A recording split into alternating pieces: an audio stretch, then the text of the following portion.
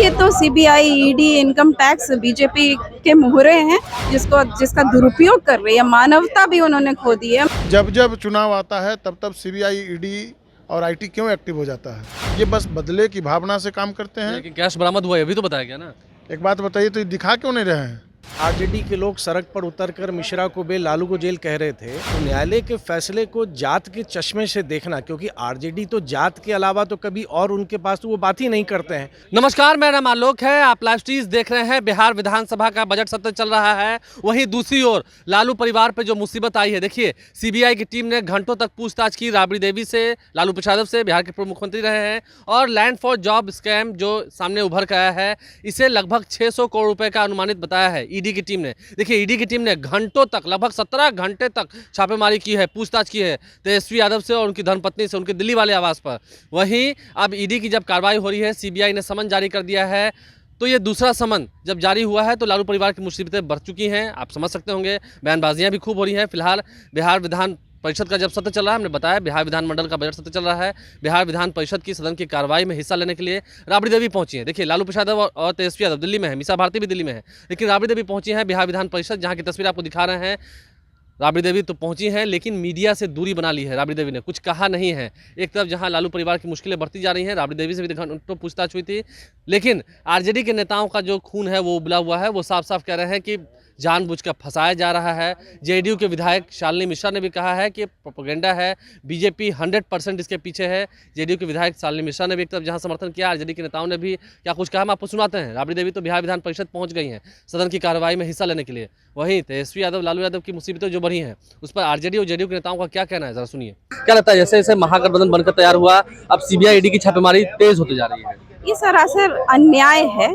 छापेमारी पर छापेमारी, आप ही समझते होंगे, आप पढ़े लिखे हैं, कि छापेमारी एक बार, दो बार, तीन बार हो सकती है। एक ही जगह पे बार बार छापेमारी करना, हर जगह जाके बार बार प्रताड़ित करना, ये तो CBI, ED, income tax BJP के मुहरे हैं जिसका दुरुपयोग कर रही है। मानवता भी उन्होंने खो दी है। मानिए, आपको लगता है कि सब चीज के पीछे बीजेपी ही है? 100% बीजेपी है और कुछ नहीं है। आप देख सकते हैं पूरे इंडिया में हो रहा है, और बिहार में तो इतने परेशान है। हमारी महागठबंधन बहुत मजबूत हो गई है, जिससे परेशान होकर बीजेपी तंग कर रही है। संजय सवाल कर रहे थे कि लालू प्रसाद को अभी और भोगना है, अभी उनके परिवार, लालू परिवार जो है समाप्त हो जाएगा, इन सब ऐसे शब्दों को कैसे देखते हैं? ये देखिए, इसी से ही जवाब मिल जाता है कि ये सब बीजेपी प्रायोजित है, बीजेपी कर रही है, स्पॉन्सर कर रही है, वहाँ से इंस्ट्रक्ट कर रही है, पावर का दुरुपयोग कर रही है। ईडी ने भी तो लेकिन मैडम ट्वीट किया ना कि 600 करोड़ का ये घोटाला है, हालांकि पूरी जानकारी नहीं दी है। ईडी ने ट्वीट किया, बीजेपी के इशारे पे ट्वीट किया, नहीं तो ईडी को मतलब नहीं है कि अभी ट्वीट कर दें। जब जांच चल रहा है तो ईडी को ट्वीट करने का कोई मतलब नहीं है। ये सब इलेक्शन का टाइम आने वाला है, एग्रेवेट कर रहे हैं मैटर को, डरे हुए हैं महागठबंधन की एकजुटता से और मजबूती से। लगता है कि 24 में 14 वाले नहीं आएंगे? बिल्कुल नहीं आएंगे 24 में 14 वाले। क्या मतलब यही बात है, ये जो छापेमारी हो रही है इसके पीछे क्या यही है? 100% हमारे बिहार में जो हो रहा है ये बहुत ज्यादती हो रही है, और यही बात ही है। क्या होता है, जिस तरीके से अचानक छापेमारी शुरू हो चुकी है, पूछताछ हो रही है, 600 करोड़ का घोटाला बताया जा रहा है? देखिए, ये सब बस तंग करने का साजिश है। आदरणीय लालू प्रसाद यादव जी बीमार हैं, सब लोग जानते हैं। उनका किडनी ट्रांसप्लांट हुआ है, और उनको तंग करने के लिए ये सब लगातार ये लोग कार्रवाई कर रहे हैं। ये बीजेपी के एजेंट के रूप में काम कर रही है। सीबीआई, आईटी और ईडी जो है वो बीजेपी के एजेंट के रूप में काम कर रही है। जब जब चुनाव आता है तब तब सीबीआई, ईडी और आईटी क्यों एक्टिव हो जाता है? आप देखिए, 2020 में चुनाव था तो 2019 में छापेमारी, जब 2024 में चुनाव है तो 2023 में छापेमारी। आखिर किस तरीके का ये लोग काम कर रहे हैं भाई? ये बस बदले की भावना से काम करते हैं। लेकिन कैश बरामद हुआ है, अभी तो बताया गया ना। एक बात बताइए, तो ये दिखा क्यों नहीं रहे हैं? ये लोग फर्जी डाटा पेश कर रहे हैं। इन लोगों को कोई काम तो है नहीं।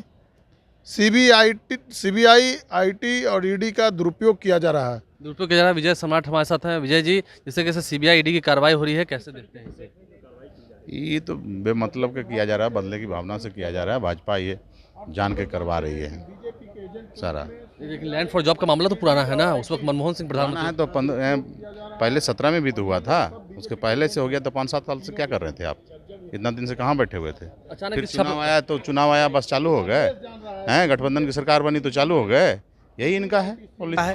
तो उसमें मुझको लगता है कि ये देखना उचित नहीं है। एजेंसियों पर विश्वास करना चाहिए, और अगर गलत कोई कर रहा है तो उसके लिए सक्षम न्यायालय है। न्यायालय में तो आपको किसी को भी बात रखने का अधिकार है। आरजेडी के लोग तो कह रहे हैं कि फंसाया जा रहा है क्योंकि बीजेपी बौखलाहट में है, 24 की तैयारी में है। नहीं, मुझको नहीं लगता। अगर आप देखेंगे, अगर किसी के पास जो बातें आ रही हैं, एक तो विषय एक ऐसा है जो कोर्ट में भी है, उस पर बोलना भी उतना समीचीन नहीं है, लेकिन जो तथ्य सामने आ रहे हैं, मीडिया में आ रहे हैं, तो लोगों के पास अवसर है जो उससे प्रभावित हो रहे हैं। आप अपने पक्ष को रखिए, लेकिन सिर्फ ये कह देना, और इनकी तो पुरानी आदत है कि कभी ना कभी जो भी फैसला अगर आपको सूट करता है तो बहुत बढ़िया, आपको सूट नहीं करता है तो कभी जात का रंग देते हैं, कभी आप किसी को दोष देते हैं। तो ये तो आरजेडी शुरू से करती पुरानी है। बात है सर, जो हम आपसे पूछ लेते हैं। आपके पिताजी स्वर्गीय जगन्नाथ मिश्रा जो बिहार के मुख्यमंत्री रहे हैं, अक्सर उन्हें लेकर आरजेडी के लोग ये ताना कसते हैं कि देखो देखो खेल, जगन्नाथ मिश्रा को बेल, लालू यादव को जेल। नहीं, देखिए, ये 1997 में आलोक जी पहली बार आया था। डॉक्टर मिश्र जी पहले व्यक्ति थे जिनको fodder scam anticipatory bail justice Dharmpal Sinha ji ने दिया था। उस समय भी आरजेडी के लोग सड़क पर उतरकर मिश्रा को बेल, लालू को जेल कह रहे थे, और जब डॉक्टर मिश्र जी को न्यायालय ने बरी किया उस समय भी वो उसी चश्मे से देख रहे थे। और उस समय भूल गए कि जब डॉक्टर मिश्र जी बड़ी हुए तो विद्यासागर निषाद जी भी उन्हीं के पार्टी के थे, उनको भी न्यायालय ने बरी किया।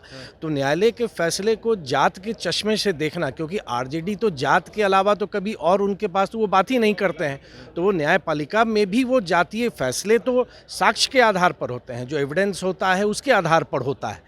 तो मुझको लगता है ये जनता भी इस बातों को समझती है, और प्रत्येक व्यक्ति को अपने देश के कानून पर विश्वास है, अपने कोर्ट पर विश्वास है। तमाम नेताओं की बातों को हमने आपको सुनवाया है। राबड़ी देवी बिहार विधान परिषद पहुंच चुकी हैं। आप लाइव स्ट्रीम से बन रहे हैं। देखना यह है कि सदन की कार्रवाई के दौरान भी कानून बनाने की मांग जो की है भाई वीरेंद्र ने, बाहर तो कहा है कि अंदर भी वो सीएम से मिलकर मांग करेंगे कि अब बिहार में एक ऐसा कानून बने, एक ऐसा अध्यादेश लाया जाए जिसके बाद सीबीआई और ईडी की टीम जो है, जो केंद्रीय जांच एजेंसियों की टीम है, वो बिहार सरकार से अनुमति लेकर ही आए, ऐसे अचानक से ना आए, क्योंकि ये बीजेपी की चाल है।